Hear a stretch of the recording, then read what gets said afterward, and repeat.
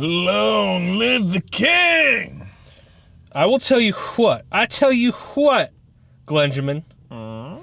It is about damn time that they give Oscars for stunts. Because they goddamn deserve it. They do.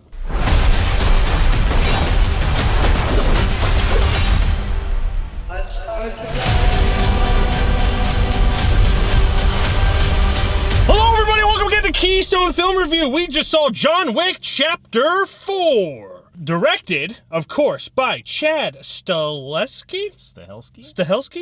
Written by Shay Hatton and Michael Finch and others. Starring Keanu Reeves, Lawrence Fishburne, Georgiou, Lance Reddick, Clancy Brown, Ian McShane, Bill Skarsgård, Donnie Yen, and Hiroyuki Sanada. Oh, can't forget Shamir Anderson either. And a number of other people. This, of course, is the fourth chapter, as the name suggests, of the John Wick franchise. This is one of the franchises that I actually quite enjoy. It's fun. It's, the whole thing was started in Vengeance of a Dog. Yep. And Willem Dafoe was in there, too. He was, wasn't he? He was, yes. I forgot. I meant to watch them this week and just completely forgot to. So where does this stand up with the rest of them? Glenn, what are your thoughts? Shit's violent. That's an understatement. Very much an understatement. That first hour is jam-packed with some killer scenarios. Dear Lord. Just lots of guns and swings and punches and kicks and ouches and the dog's biting my nuts. Get off, get off. Yes, one thing I've kind of enjoyed about this franchise is that it kind of continues like one singular story. It's not like they keep coming back. It's the same thing. And I know to a lot of people that would be a problem. It takes place in like a whole week. Like, less than that, I think, actually. Probably. But it's just so ambitious as like a huge franchise to just be one storyline throughout, and it just like keeps building and building on top of each other instead of, doing different stupid shit, having street racers go to fucking FBI agents or whatever the fuck they are. It's just one story throughout, and I know a lot of people that would probably get some flack, but it is what it is. And it knows what it is. It knows what it is. Keanu Reeves especially knows what it is, because I'm gonna need a gun. This man's in a video game. I turned to Mike at a certain point, and I was saying, he's in one of those like multiple choice like games where you can pick the dialogue. I forget what it's exactly called, and of course I'm blanking on it. But like you could choose which thing you want to say, like no, yes. He's like, yeah. It's like one of those things where I'm gonna need a gun. Yeah. It's like it could have been that, or sorry. I want to pet your dog. Yes. But it works because it's Keanu Reeves. You know what you're getting. It's not exactly the most in-depth story. It's a very simple story. Guy wants out. Guy gets dog from dead wife. People kill the dog. He goes on a murderous rampage for 4 movies. Any of us would do that. I don't really mind that he's kind of one note throughout because the action makes up for it. Yeah. Adding on to the whole video game thing, every single extra in this is like an NPC. It was specifically bad in this one. Yeah. There's just shit going on around them. People are being murdered, and they're like, yeah,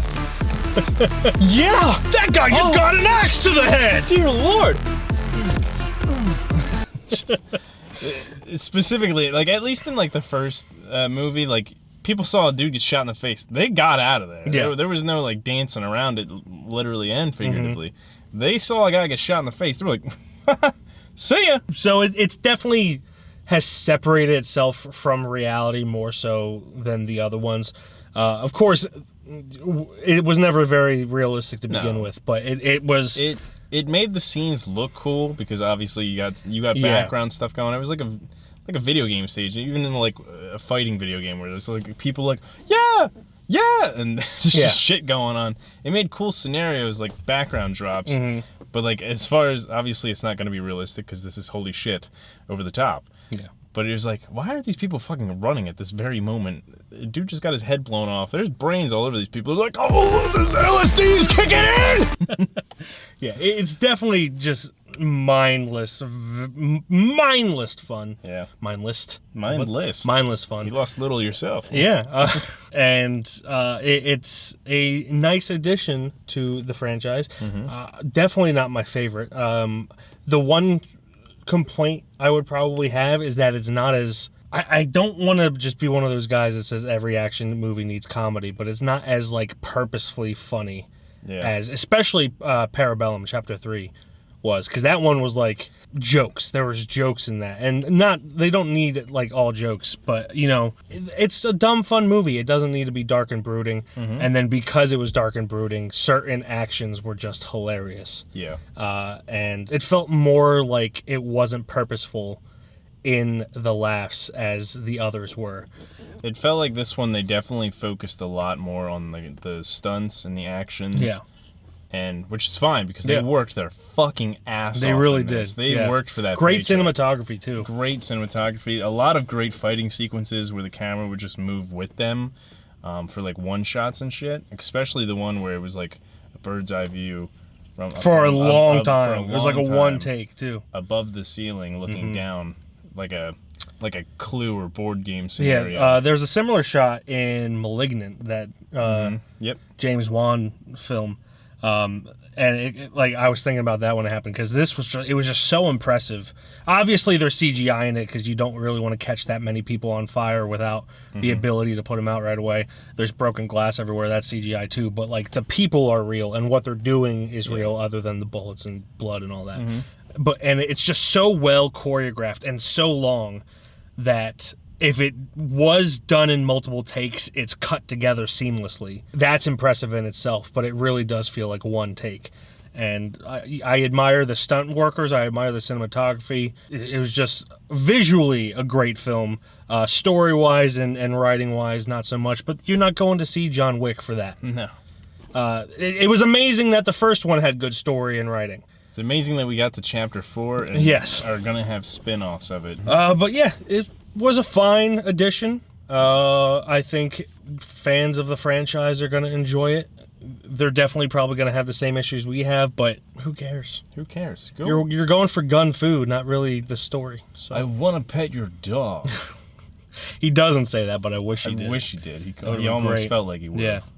But ratings-wise, I got to see what I rated the other ones before I rate this. Well, I know Parabellum, between Parabellum and 1, they're like both tied for my favorite. Same here. I don't remember what I rated them. This one I would probably give a 3.5.